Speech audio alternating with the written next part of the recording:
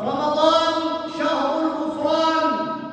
عنوان حديثنا في هذه الجمعة: رمضان شهر الغفران. وفي أول جمعة من رمضان نحمل هذا الموضوع لنتذاكره سويا، لنعيش سويا في رحابه. أيها الكرام، رمضان شهر الغفران. إذا عرف المبتدأ والخبر، رمضان مبتدأ، شهر الغفران وهو معرفة. شهر الغفران شهر أضيف إلى المعرفة فأصبح معرفة، يفيد الحصر والقصر، كأنه لا غفران في غير رمضان، مع أن الله عز وجل يغفر الذنب ويأخذ به في رمضان وفي غير رمضان. إذا أيها المتكلم، ما مفاد هذا الحصر والقصر؟ مفاد هذا الحصر والقصر أن رمضان يدخل فيه الغفران دخولا أوليا، ويكون فيه أكثر ما يكون من غيره من الشهور، فالله قد خصه بذلك. رمضان شهر الغفران. أيها الكرام، وقبل الحديث لماذا رمضان شهر الغفران؟ لماذا؟ قبل الحديث عن هذا، اعلموا معاشر الكرام أن شأن كل مخطئ أن يبحث عن الصفح. كل مخطئ إن كان ذا عقل شأنه أن يبحث عن الصفح والمغفرة. لماذا؟ ليسد خطأه وليغفر زلله ولتمحى سيئته. فشأن كل مخطئ أن يبحث عن الصفح والغفران. ومن منا لا يخطئ؟ والنبي صلى الله عليه وسلم قال: كل ابن آدم خطاء وخير الخطائين التوابون. خير الخطائين التوابون. إذا من الذي ما ساء قط ومن له الحسنى فقط؟ كلنا له خطأ، والعاقل اللبيب من بحث عن الصفح والمغفرة.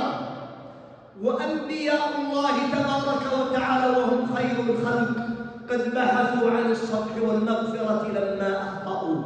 قال الله عز وجل عن آدم عندما أخطأ وأذلهما الشيطان عن تلكم الشجرة، قال الله تبارك وتعالى عن آدم: فتلقى آدم من ربه كلمات فتاب عليه.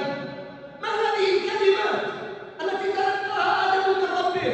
هي قول الله تبارك وتعالى: قال ربنا ظلمنا أنفسنا وإن لم تغفر لنا وترحمنا لنكونن من الخاسرين. يطلبان المغفرة، يطلبان الرحمة، وإن لم تغفر لنا وترحمنا لنكونن من الخاسرين. تلقى آدم هذه الكلمة فتاب عليه، غفر له. داود عليه السلام لما جاءه الخصم وتسوروا عليه المحراب وقضى سريعا، ظن داود أنما فتناه. قال الله تبارك وتعالى: فاستغفر ربه وخر راكعا وأناب. خر راكعا وأناب يستغفر الله. قال الله تبارك وتعالى: فغفرنا له ذلك وإن له عندنا لزلفى وحسن مآب. موسى عليه السلام لما وكز ذلكم المبطي وقتل تلكم النفس، ماذا قال؟ قال: هذا من عمل الشيطان إنه عدو مضل مبين. قال قبلها: ربي إني ظلمت نفسي فاغفر لي، فغفر له إنه هو الغفور الرحيم. إذا هؤلاء الأنبياء يطلبون العفو والمغفرة من الله تبارك وتعالى، بل سيد ولد آدم عليه أفضل الصلاة وأتم السلام يقول بأبي وأمي، كما في حديث الأغر المزني، وكان من أصحاب النبي صلى الله عليه وسلم، والحديث عند مسلم: إنه ليغار على قلبي. قال النبي صلى الله عليه وسلم: إنه ليغار على قلبي. ما معنى ليغار على قلبي؟ هذا أصل كلمة يغار من شجر يلتف بعض بعضهم بعضا ويغطي بعضهم بعضا، كأن البال يغطى أحيانا على قلبي، وهو صلى الله عليه وسلم من هو الذروة العليا، سماء المجد، الجبل الشامخ، الطود المالح، إنه ليغال على قلبي، وإني لأستغفر الله في اليوم 100 مرة يستغفر النبي صلى الله عليه وسلم ربه تبارك وتعالى. كيف حالي وحالك؟ نحن المساكين، نحن أصحاب الخطايا والرزايا، نحن أصحاب الغدرات والفجرات. كيف حالي وحالك؟ فرصة عظيمة، باب الغفران قد أشرق وسوق الغفران قد أضيء قيمة. أين المتسوقون؟ أين الوالجون من هذا الباب العظيم؟ رمضان شهر الغفران، صح عن رسولكم صلى الله عليه وسلم. فقط يا إخواني، أين المتسابقون؟ الله عز وجل يقول لنا في سورة آل عمران: وسارعوا، لا تمشوا مشيا يسيرا بل سارعوا إلى مغفرة من ربكم. هذا في آل عمران. في الحديث: سابقوا إلى مغفرة من ربكم. إذن يقول الله عز وجل: تسابقوا، تسارعوا، واطلبوا هذه المغفرة. سوق الغفران قد أقيم، باب الغفران قد فتح. أين الداخلون؟ قال النبي صلى الله عليه وسلم كما في حديث مالك بن الحويرث عند ابن حبان في الصحيح، قال رسول الله: قال مالك بن الحويرث: كلنا ربما سمع بهذا الحديث، لكن نريد أن نعيش هذا الحديث بقلوبنا بجوارحنا. قال مالك بن الحويرث رضي الله تعالى عنه: صعد النبي صلى الله عليه وسلم المنبر وقال: آمين. قال: فلما ركع عتبة، أول عتبة من عتبات المنبر، قال: آمين. ثم صعد أخرى أو ركع أخرى فقال: آمين.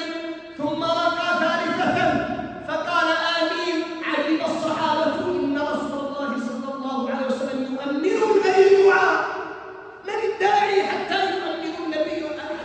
يؤمن النبي صلى الله عليه وسلم على دعائه؟ فقال النبي صلى الله عليه وسلم بأبيه وأمي: إن جبريل أتاني. لما ركع النبي صلى الله عليه وسلم الدرجة الأولى، إن جبريل أتاني فقال: من، انتبهوا باسم الشرط هذا، من أدرك رمضان ولم يغفر له فأبعده الله. قال جبريل للنبي: قل آمين. قال النبي صلى الله عليه وسلم: آمين.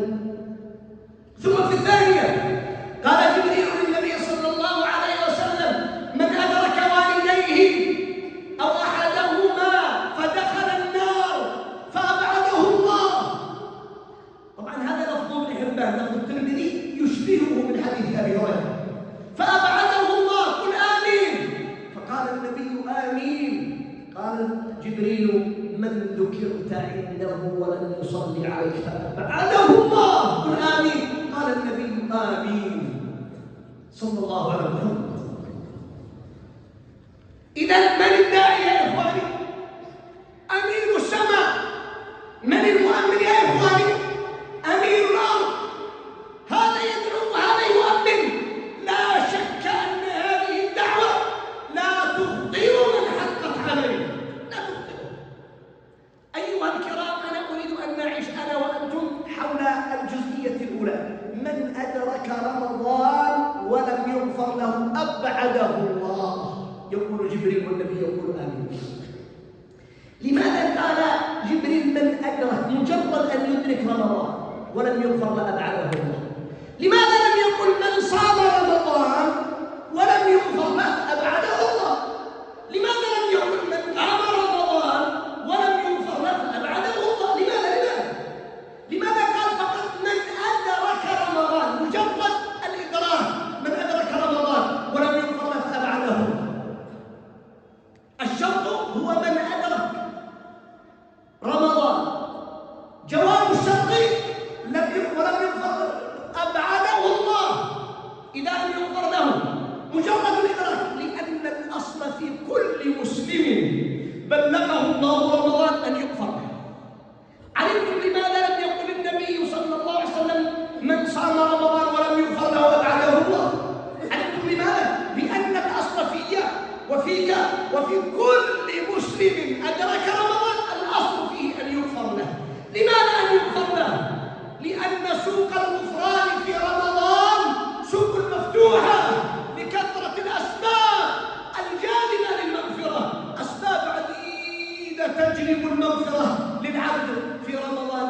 أول هذه الأسباب التي في رمضان وليست في غير رمضان، قال رسولكم صلى الله عليه وسلم كما تحفظون جميعا من حديث أبي هريرة في الصحيحين: من صام رمضان إيمانا واحتسابا غفر له ما تقدم منه. هذا السبب الأول. ولذلك عرفتم لماذا قال النبي من أدرك رمضان ولم يغفر له أبعده الله؟ السبب الأول لأنه سيصوم. كيف لا يغفر له وهو يصوم؟ من صام رمضان إيمانا. ما إعراب إيمانا؟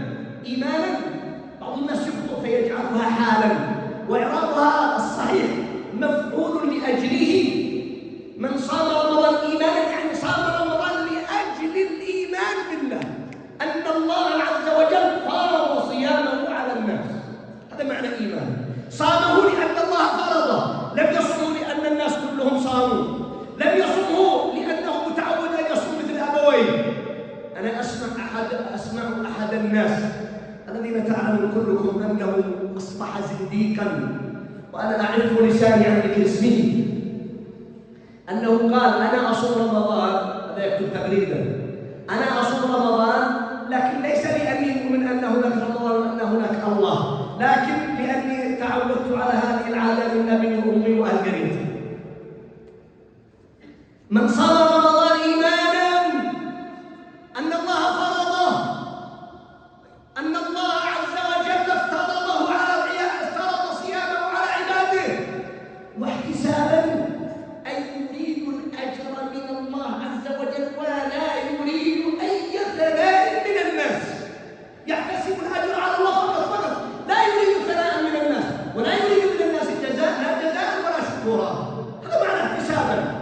إذا أنت صمت على هذه الكيفية إيمانا بفرضيته واحتسابا لأجره ولعمله عند الله تبارك وتعالى، الجواب: غفر له ما تقدم من ذنبه. ما اسم موصول يفيد العموم، يعني كل ما تقدم من ذنبه. العلماء يختلفون: هل الكبائر هذه هنا ما تفيد العموم؟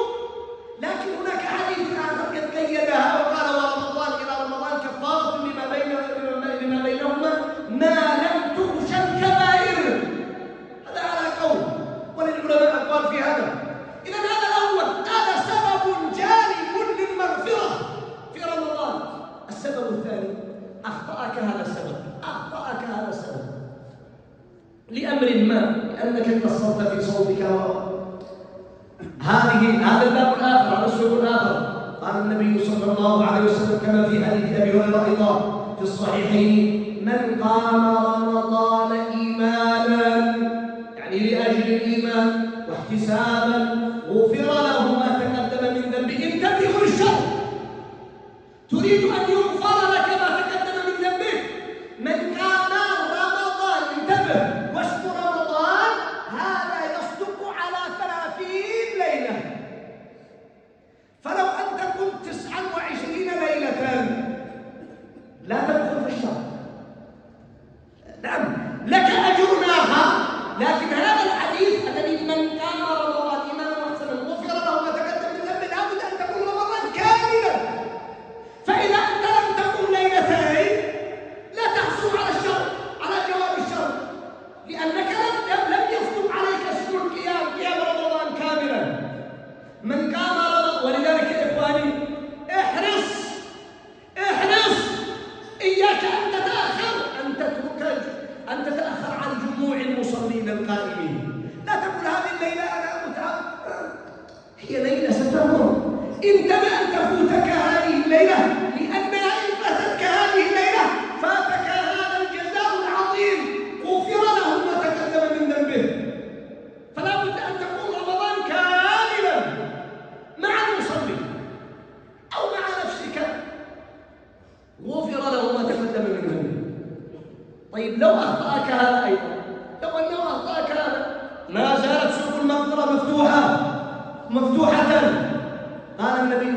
الله عليه وسلم في الصحيحين من حديث أبي هريرة: ومن قام ليلة القدر إيمانا واحتسابا غفر له ما تقدم من ذنبه.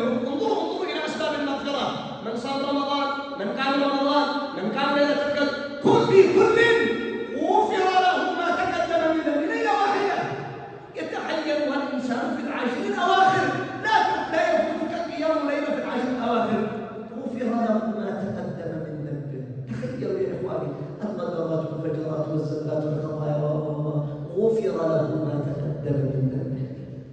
لو أخطأتك هذه كلها، هل أغلقت سوق المغفرة في رمضان؟ لا، لم تغلق، ما زالت الأسباب موجودة. هذه الأسباب نشير إلى بعضها بعد أن نستغفر الله لي ولكم من كل ذنب فاستغفروه. الحمد لله والصلاة والسلام على رسول الله وعلى آله وصحبه وسلم تسليما كثيرا. أخطأتك هذه الثلاثة، بقي معك من الأسباب الجالبة للمغفرة.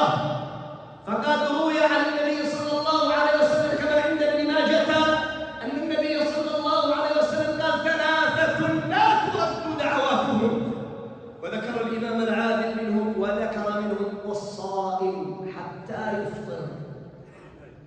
إذن احرص في غير رمضان، ادعو بأكثر من دعوة، وركز دعواتك في رمضان على اللهم اغفر لي وارحمني.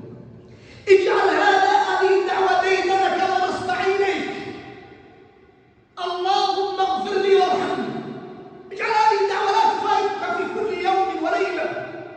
إذا الصائم دعوة لا ترد، فمن طلب المغفرة لا يرده الله تبارك وتعالى. هذا سبب جالب للمغفرة أيضا. وسبب آخر صح عن النبي صلى الله عليه وسلم كما عند الترمذي بسند صحيح كما ذكرنا من حديث أبي هريرة قال رسول الله صلى الله عليه وسلم، أصله في البخاري إلا أن السياق أقل من هذا. قال رسول الله صلى الله عليه وسلم: إذا كان أول ليلة من شهر رمضان صفدت الشياطين ومردت الجن. صفدت الشياطين ومردت الجن، وأغلقت أبواب النار فلم يفتح منها باب. هكذا لفظ النبي صلى الله عليه وسلم: وأغلقت أبواب النار فلم يفتح منها باب، وفتحت أبواب الجنة فلم يغلق منها باب. وينادي منادي: يا باغي الخير أقبل يا من تريد الخير في هذا الشهر العظيم، ويا باغي الشر أقصر. ثم قال النبي صلى الله عليه وسلم: ولله عتقاء من النار وذلك في كل ليلة. هذا السبب الرابع. هذا السبب الخامس: لله عتقاء من النار وذلك في كل ليلة. في كل ليلة نسأل الله عز وجل أن يجعلنا من أول ليلة من عتقائه من النار. إذن هذه الأسواق المفتوحة هي أسباب المغفرة. أفيعجز أحدنا أن يهتدي هذه الفرصة، أن يغتنم هذه النفحة الربانية؟ رمضان نفحة من نفحات الله، فعرضوا أنفسكم لنفحات الله. بادروا إلى صيامه، إلى قيامه، إلى العمل الصالح فيه، إلى اهتمام هذه الفرصة والقرب من الله تبارك وتعالى. بادروا إلى محو خطاياكم بالطاعات بالقربات. سابقوا واستبقوا بالأعمال الصالحات، سابقوا واستبقوا بالأعمال الصالحات. تقربوا إلى الله عز وجل، ارجعوا إليه، سارعوا إليه، فروا إليه سبحانه وتعالى. فهذا شهر عظيم قد لا يدرك أحدنا في أعوام أخرى. من يدري أنه يعيش إلى مثله؟ أسأل الله تبارك وتعالى أن يجعلنا ممن شملته مغفرته وعمته رحمته وناله نواله. نسأل الله تبارك وتعالى بفضله ومنه وكرمه وجوده أن لا يصرفنا من هذا المقام إلا بذنب مغفور وسعي مشكور وتجارة عنده لا تبور. اللهم يا حي يا قيوم اغفر الذنب واغفر الخطيئة.